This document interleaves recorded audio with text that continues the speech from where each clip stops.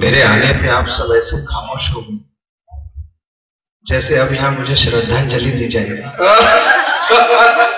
क्या बात। हाँ डाल दो। जो आप सामने वाले को देते ना 3 गुना आपके पास वापस आता है, याद रखना। बहुत अच्छा लग रहा है आप सभी लोगों यहाँ पर उपस्थित देख करके। काफी समय हो गया कोरोना की वजह से आदमी से डर रहा है साहब।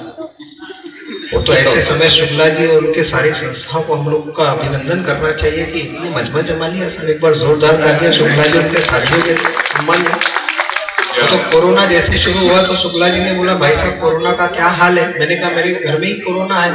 बोले कैसे? मैंने कहा श्रीमती जी एक दिन मुझसे पूछने लगी, बोले कोरोना आ गया जी क्या करेंगे? मैंने कहा भगवान चिंता मत कर, कोरोना अपने घर में बरसों से रह रहा है। क्या बात। बोले वो कैसे? मैंने कहा जो तू सुबह उठ करके बोलती हो ये कोरोना वो कोरोना तो ये हंसते रहिए साहब। उन्होंने कहा कि हंसने वाले कहीं जाते नहीं है, वही जहां रहते स्वर्ग बना लेते हैं। बहुत अच्छा लग रहा है।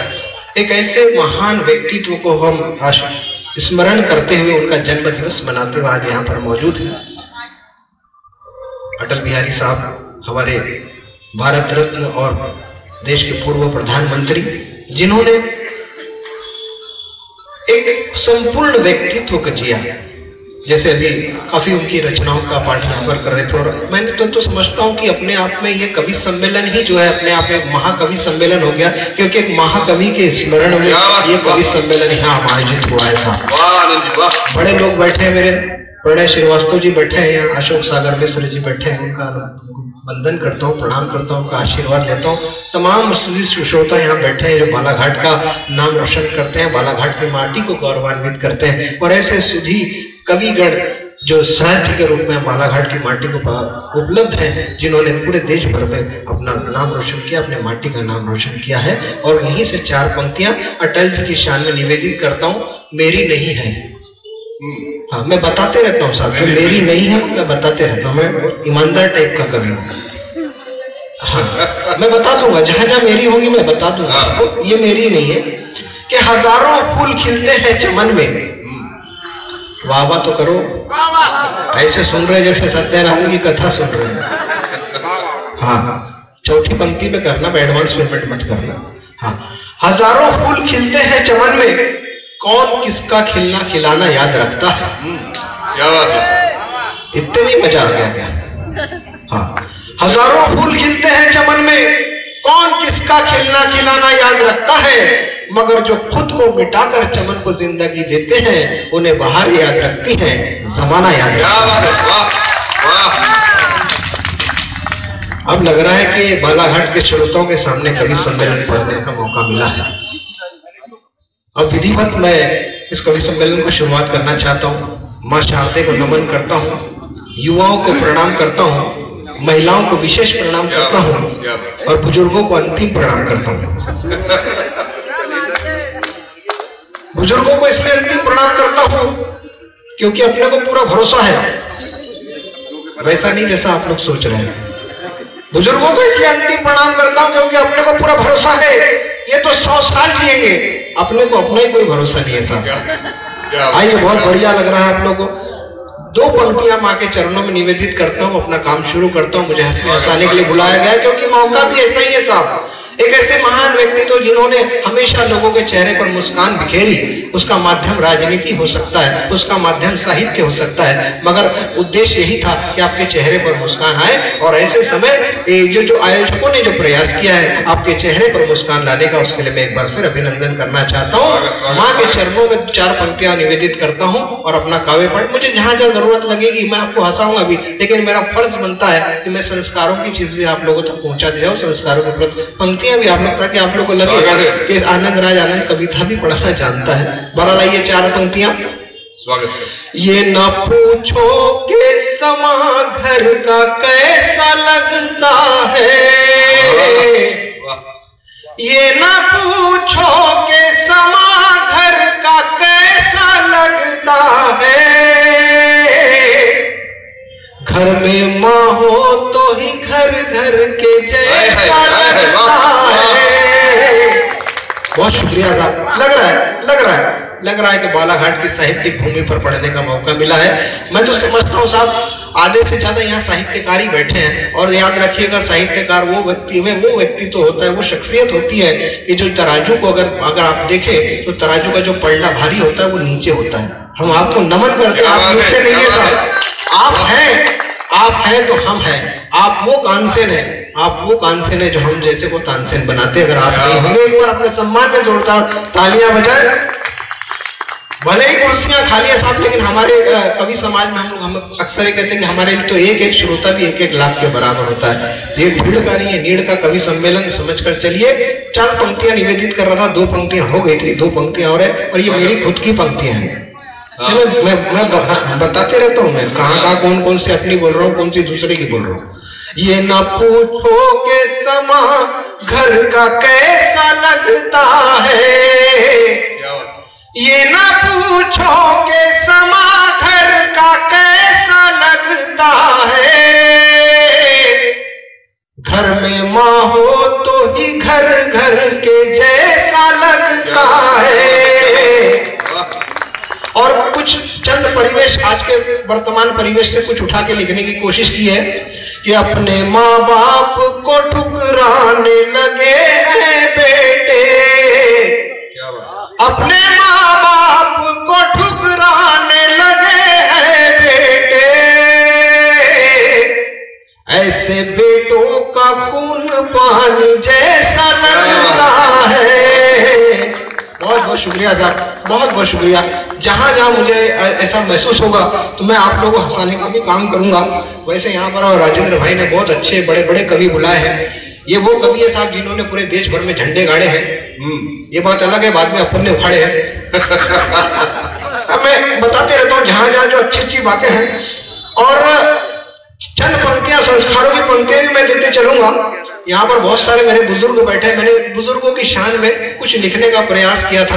अगर आपको अच्छा लगा तो मुझे अपना आशीर्वाद देते। इन नजारों को देख आंख सेक लेता हूँ। ये बुजुर्ग है साहब, मैं इनको, मेरा नजरिया अलग है। आप कहते हैं कि आपका नजरिया बदलो तो नजारे बदल जाते हैं। मेरे लिए बुजुर्ग जो है बड़े सम्मान की चीज है। मेरे लिए इनसे बड़ा नजारा कोई दुनिया में नहीं हो सकता साहब। ये जो हमारे घर की आन बान और शान है और समाज की शान है, इनके लिए इनकी शान में पढ़ता हूँ, उनके चरणों में निवेदित करता हूँ कि इन नजारों को देख आंख सेक लेता हूँ मैं जुगनू अंधेरे में भी देख लेता हूँ। नहीं जाता मैं किसी मंदिर और मस्जिद में, नहीं जाता मैं किसी मंदिर और मस्जिद में, इन बुजुर्गों के आगे माथा टेक लेता हूँ। बहुत बहुत शुक्रिया साहब, बहुत बहुत शुक्रिया। मुझे लग रहा है कि वाकई बालाघाट के संस्कारधानी नगरी में मैं अपने काव्य पाठ कर रहा हूँ। और मुझे राजेंद्र जी ने कहा कि बहुत ज्यादा ज्ञान की बातें भी मत झड़ना, क्योंकि उसके लिए हम सब काफी है। और मैं तो साहब कविता, मुझे जहां जहां महसूस होता है मैं हंसाने का भी काम करता हूँ, क्योंकि मैं मूलतः हास्य कवि हूँ। और हास्य का कवि कहाँ से कौन सी बात हो, तो सर मैं तो आपको बताऊं कि मैं तो जब कविता पढ़ा जीवन में पहली बार सैयद जी, तो मुझे 1100 रुपए का पुरस्कार मिला। उसी वक्त मैंने सोचा था कि जब जब भी मुझे कविता से, काव्य पाठ से जो भी पैसा मिलेगा, मैं उन पैसों से 2 बच्चों का पालन पोषण करूंगा। क्या बात है, वाह। आज मुझे 5000 रुपए मिलते हैं, 10,000 रुपए मिलते हैं, 20,000 और 25,000 भी मिलते हैं। और आपको जानकर आश्चर्य होगा साहब, उन पैसों से मैं 2 बच्चों का पालन पोषण करता हूँ। बहुत बढ़िया, बहुत बढ़िया। ये बात अलग है कि दोनों बच्चे मेरे खुद के हैं। बढ़िया। जहां जहां अच्छा लगेगा मैं आपको कुछ अच्छी पंक्तियां भी सुनाने की कोशिश करूंगा। जहां जहां अच्छा लगेगा मैं हंसाऊंगा, क्योंकि मुझे हंसते हुए चेहरे बहुत अच्छे लगते हैं साहब। और जो राजेंद्र जी कह रहे हैं हंसने वाले कहीं नहीं जाते, वो जहां भी जाते स्वर्ग बना लेते। मुझे स्वर्गवासी होने का एहसास हुआ, क्योंकि मैं भी यही काम करता हूं। तो आप मुझे भी स्वर्गवासी समझकर सुन सकते हैं। मातृ शक्तियां बैठी हैं, मैं 4 पंक्तियां मातृ शक्ति के चरणों में निवेदित करता हूं।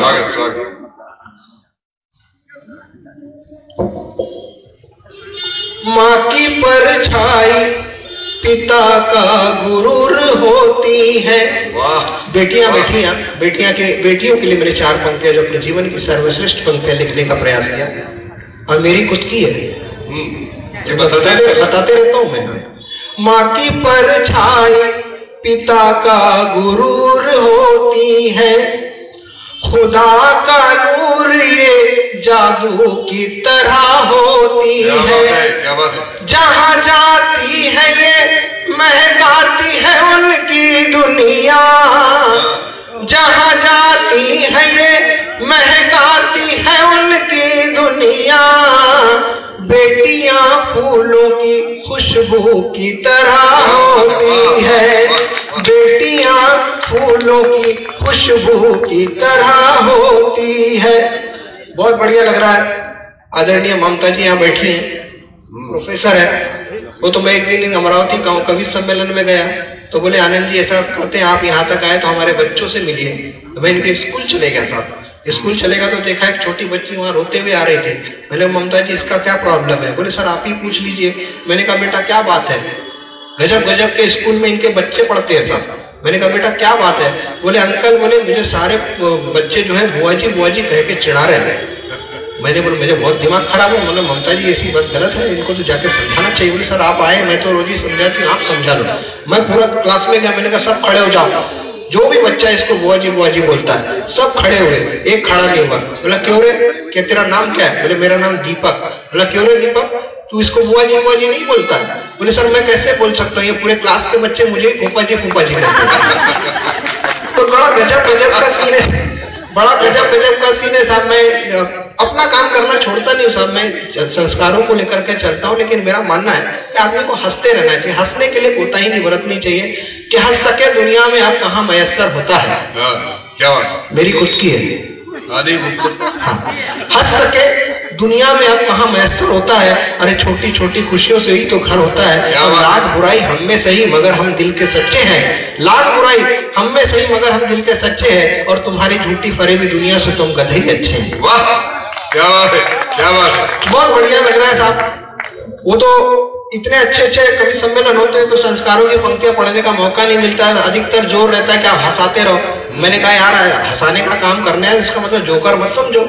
अधिकतर हंसाने वालों को जोकर ही लोग समझ रहे, लेकिन ये सबसे बड़ा मुश्किल काम है साहब। हंसाने वाला वो इंसान होता है। सूरज जी की पंक्तियां निवेदित करना चाहता हूं जो उन्होंने हंसने के लिए लिखी है कि जियो इस तरह। सूरज जी जबलपुर के बहुत बड़े कवि हैं। सूरज जी ने लिखा है कि जियो इस तरह के जिंदगी के मानी निकल आए। क्या बात है? जियो इस तरह के जिंदगी के मानी निकल आए और इस सूनी जिंदगी से भी कोई खूबसूरत कहानी निकल आए। और हंसाना है तो हंसाओ इस तरह लोगों को, हंसाना है तो हंसाओ इस तरह लोगों को कि लोगों की आंखों से उनका पानी। क्या बात है, वाह। तो ये हंसने हंसाने का काम होता है साहब। हंसने हंसाने का काम इतना आसान काम नहीं होता है, मगर मैं अपना काम करना नहीं भूलूंगा। 4 पंक्तियां निवेदित करता हूं और आज का परिवेश आप लोगों तक पहुंचाता हूं। आग पानी में लगाने की बात करती है, क्या बात, क्या बात। ये दुनिया साथ निभाने की बात करती है। 2 मीठे बोल प्यार के तो ये नहीं कहती, 2 मीठे बोल प्यार के तो ये नहीं कहती। नमक जले पे लगाने की बात करती है। बहुत शुक्रिया, बहुत शुक्रिया साहब। क्या बात। बहुत अच्छे कवि है। हिमांशु मोहंडर बैठा है, बहुत बढ़िया कवि है साहब। ये लाल किले पे गया है। लाल किले का बड़ा प्रतिष्ठित कवि सम्मेलन होता है साहब। 10 लाख से भी ज्यादा का मतलब वहां का बजट होता है। बड़े बड़े कवि लोग जाते हैं। राजेंद्र शुक्ला साहब भी जा चुके हैं। मैं भी वो छोटी कलम साहब जो लाल किले पर 1 बार नहीं, 2 बार नहीं, 3 बार गया हूँ। क्या बात। कविता सुनने के लिए। मैं जो सही है साहब, फालतू की बात करके क्या फायदा है। सच बोलता है। मैं बता दूं भाई, चाय पीने गए तो 5 रुपए वाली पी तो उसको 50 रुपए वाली बता के क्या फायदा है सर? क्या है जिसने अपने को देख लिया 5 रुपए वाली पीते हो अगर बता दे तो वो वहीं पर आदमी की इज्जत उतर जाए। तो जैसे हो वैसे ही रहो, बिल्कुल अच्छा रहता है साहब। बस आप अपने चेहरे पर मुस्कान बिखेरे रहना।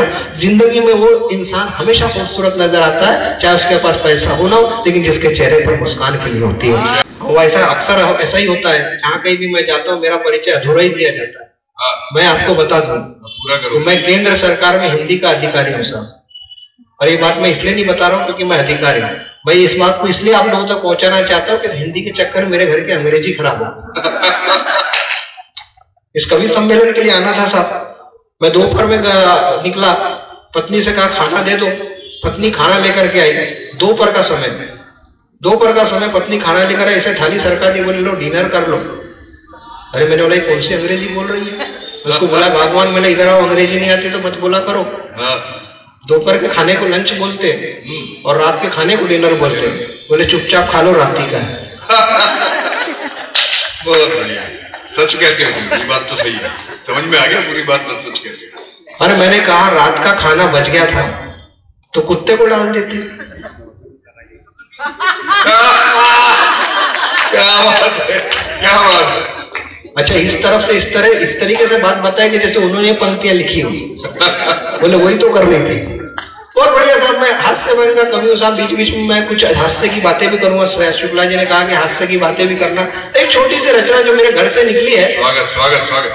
छोटी सी रचना कि एक बार हमारी पत्नी ने हमसे कहा, एक बार हमारी पत्नी ने हमसे कहा, क्यों जी मैं आपको अक्सर गधा समझती हूँ, इस बात का आपको बुरा नहीं लगता? क्यों जी मैं आपको अक्सर गधा समझती हूँ, इस बात का आपको बुरा नहीं लगता? हमने कहा प्रिय हमें गधा कहने से तुम्हारे चेहरे पर जो हंसी की खुशी की चमक आती है, मैं उस खुशी की चमक को अक्सर जान लेता हूँ और तुम्हारे चेहरे की खुशी की खातिर ही अपने आप को अक्सर गधा मानता हूं। क्या बात है, क्या बात, क्या बात। कहीं हंसने के लिए कहीं जाना नहीं पड़ता। हाँ बिल्कुल, मैं पूरी ईमानदारी की बात बताता हूँ। इसकी उसकी बात करने से बेहतर है साहब आदमी अपनी बात करे। आदमी बहुत मजा लेता है, बोले ऐसा हो गया वैसा हो गया, ये हो गया और उसके बाद शिकायत भी करता है, बोले दुनिया बड़ी खराब है। अरे मैंने कहा दुनिया को सुधारने में तेरा कौन सा योगदान है? तू पहले खुद सुधर जा। एक आदमी खुद सुधर जाएगा। अटल बिहारी साहब जो है पूरे देश में प्रचार करते रह गए, अच्छे बनो। कौन बन रहा है? तो मैं कहता हूं कि एक आदमी खुद अच्छा बने, ये देश वैसे ही अच्छा हो जाएगा और ऐसे महापुरुषों की वाणी सार्थक हो जाएगी साहब। क्या बात। इस कवि सम्मेलन से आप अगर इस संदेश को लेकर चले जाए जो उनका खुद का संदेश था कि पहले खुद अच्छे बन जाओ, ये देश वैसे ही अच्छा हो जाएगा। तो हम जहां गए भी अगर इस बात को लेकर अगर 2 व्यक्ति भी अगर अपने जीवन में ढाल ले तो मैं समझता हूँ मेरा नागपुर से आने का जो उद्देश्य है वो सार्थक हो जाएगा। और युवा पीढ़ी बैठी मैं 4 पंक्तियां संस्कारों को निवेदित करना चाहता हूं कि कदम कदम पे बड़ी ठोकरें वो खाते हैं,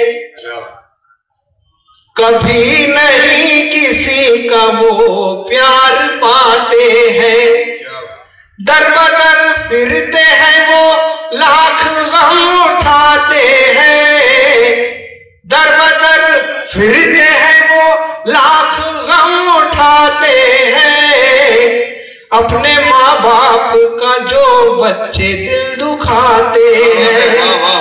बहुत शुक्रिया साहब, बहुत शुक्रिया। आपकी जोरदार तालियां पीछे से 2-4 इस तरह बजा रहे थे, मैं तो सोचता हूँ रहने ही दो, बजाना तो ढंग से बजाओ। ऐसे एक दूसरे के बजाने में आदमी पीछे नहीं रहता है साहब। तो बजाने के एक बार जोरदार तालियां इस कवि सम्मेलन के नाम राजेंद्र शुक्ला साहब जी उनके तमाम साथियों के नाम बजाए साहब। दोस्तों बहुत बढ़िया कार्यक्रम चल रहा है। वो तो मैंने आपको बताया कि हंसने के लिए कहीं नहीं जाना पड़ता था, हमारे आसपास से ही निकल कर आए थे। तो एक दिन मैं दफ्तर से घर लौटा तो पत्नी दरवाजे पर इतना बड़ा दूध का गिलास लेके खड़ी थी। मेरे घर में ऐसे दृश्य होते नहीं। मैंने कहा भगवान मैं कितने भ्रम में था, तुम्हें तो मुझसे बड़ा प्यार है। वो बोली ना प्यार है ना व्यार है, जल्दी से दूध पी लो, आज नागपंचमी का त्योहार है। अपन ठहरे कवि साहब, अपने को अपना अपमान बर्दाश्त नहीं हुआ। 4 पंक्तियां तुरंत बनाकर उसको निवेदित करिए। अगर ढंग की लग जाए और आज का परिवेश आप लोगों तक पहुंच जाए तो मेरे को आशीर्वाद देना, मुझे आशीर्वाद देना। मजाक में सही, हमने पत्नी से कहा मजाक मजाक में सही मगर बात तुमने सही कही, मजाक मजाक में सही मगर बात तुमने सही कही कि आज का आदमी वाकई में सांपों से बदतर हो गया है। आज का आदमी वाकई सांपों से बदतर हो गया है। अरे वो सांप तो यदा कदा किसी को डसता है, मगर आज का आदमी हर रोज आदमी को डसता है, हर रोज आदमी को डसता है। बहुत बहुत शुक्रिया साहब। मुझे लगता है मेरा काम समाप्त होने को आ रहा है, लेकिन मैं चाहता हूं कि आज इतना बढ़िया मंच सजा है, यहाँ पर महापुरुषों की बात हो रही है, तो मैं चाहता हूं कि एक ऐसा व्यक्तित्व है जिसके जिक्र के बिना ये कवि सम्मेलन अधूरा रहेगा, और वो व्यक्ति है हमारा सैनिक।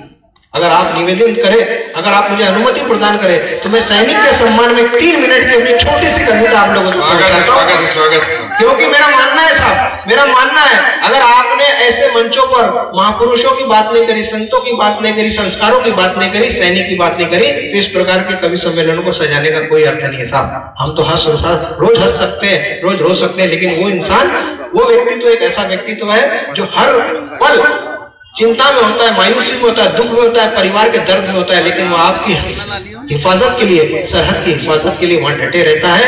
माइनस डिग्री सेल्सियस में और प्लस में भी 50 डिग्री प्लस और माइनस में 0 से नीचे खड़े रहता है, लेकिन आप लोग हिफाजत वो इसलिए कि ऐसे कार्यक्रम में बैठकर आप हंस सके और ऐसे कवियों के लिए आप जोरदार तालियां बजा सके। मैं चाहता हूं पर जोरदार तालियां सैनिक के सम्मान में बजे जो सरहदों पर डटे हैं और जिन्होंने अपने देश की खातिर अपनी शहादत दे दी साहब। आदमी एक छोटा सा पिन चुभ जाए ना साहब तो रो पड़ता है, दुख हो जाता है। वो सैनिक अपने सीने पर गोली झेलता है साहब, किस लिए? हमारे लिए, हमारी खुशी के खातिर लिए। मैं चाहता हूं कि यहाँ से जो भी आपका सम्मान है वो सैनिक तक पहुंचे। मैं चाहता हूं कि एक बहुत बढ़िया रचना आप लोगों तक पहुंचे और आपको लगे कि बहुत बढ़िया इस कवि सम्मेलन का आगाज हुआ है, इसका उद्घाटन, इसका शुरुआत हुई है। तो मैं चाहता हूं कि सैनिक के सम्मान में एक कविता आप लोगों के एक बार जोरदार तालियां। जहां जहां भी आपको अच्छा लगे कि बात ढंग की है तो थोड़ा सा आशीर्वाद देते चलिएगा। कि सोचिए कि सरहद पर सैनिक कैसे रहते हैं। सोचिए कि सरहद पर सैनिक कैसे रहते हैं, धूप बारिश ठंड कैसे सहते हैं, और कैसे गुजरते हैं उनके दिन और कैसे ढलती उनकी शामें, और जो सुनने को अच्छे लगते हैं उनके कारनामे। बहुत बढ़िया। संस्कारों की धरती है, कवियों की धरती है, सब साहित्यकारों की, बड़े बड़े साहित्यकार बैठे। हम तो छोटे से साहित्यकार प्रयास ही कर सकते साहब, लेकिन इन्होंने वो बातें की हैं और वो मिसालें तय करी है जो हम नहीं तय कर सकते साहब। हम तो हंसते हैं, हंसाते और हंसाने के काम आते हैं, लेकिन काम है जो हंसाने का भी काम करता है वो भी बड़ा पुण्य का काम करता है। लेकिन संस्कारों की बात होनी बहुत जरूरी है। सोचिए कि सरहद पर सैनिक कैसे रहते हैं, धूप बारिश ठंड कैसे सहते हैं, कैसे गुजरते हैं उनके दिन और कैसे ढलती उनकी शामें, और जो सुनने को अच्छे लगते हैं उनके कारनामे। मगर जिंदगी की धूप छांव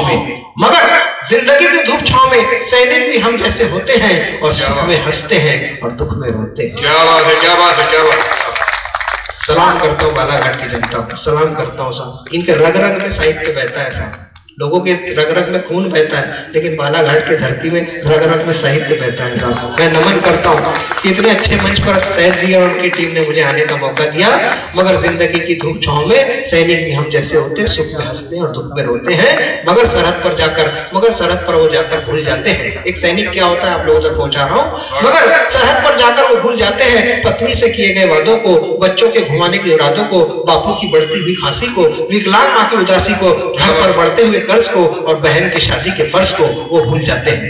क्या बात है, क्या बात है, क्या बात है, क्या बात है, वाह वाह। वो भूल जाते हैं पत्नी के साथ 7 जन्मों के बंधन को, वो भूल जाते हैं पत्नी के साथ 7 जन्मों के बंधन को, मंगलसूत्र कुमकुम बिंदिया कंगन को, बच्चों के मुस्कुराते चेहरों को, और घर पर छाए उदासी के पहरों को वो भूल जाते हैं।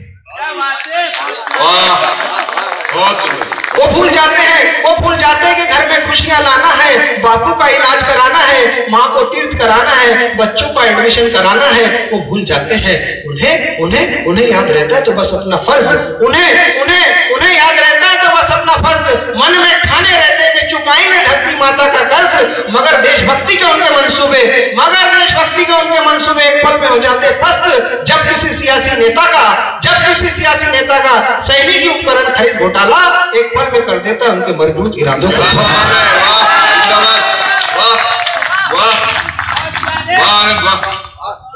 मगर मगर मगर चंद सियासी नेता का सैनिक उपकरण घोटाला एक पल में कर देता है उनके मजबूत इरादों को पस्त, और फिर तिरंगे में लिपट कर सैनिक की बारात आती है। ये घोटाले होंगे तो सैनिक की बारात आएगी साहब। मैं बारात कहता हूँ, वो जनाजा नहीं होता है साहब, वो शहादत नहीं होती है, वो बारात है, वो सम्मान है जो हम उन सैनिकों को देते हैं क्योंकि उन्होंने इस देश के लिए अपना खून बहा है। और आज जब हम सुबह से लेकर शाम तक घर नहीं पहुंचते तो हमारी पत्नी पूछती है कि आपका क्या हाल है। आप उन लोगों से पूछिए, उन घर के परिवार वालों से पूछिए कि जिनके बेटे घर से निकले साहब और वापस लौट कर नहीं आए।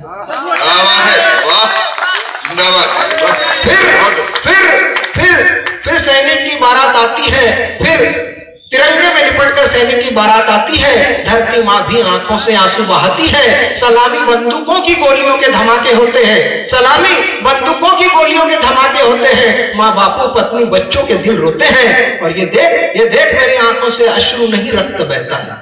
ये देख मेरी आंखों से अश्रु नहीं रक्त बहता है। मन मेरा रो रो कर उनसे कहता है कि देश के गद्दारों, धरती माँ को बख्श दो।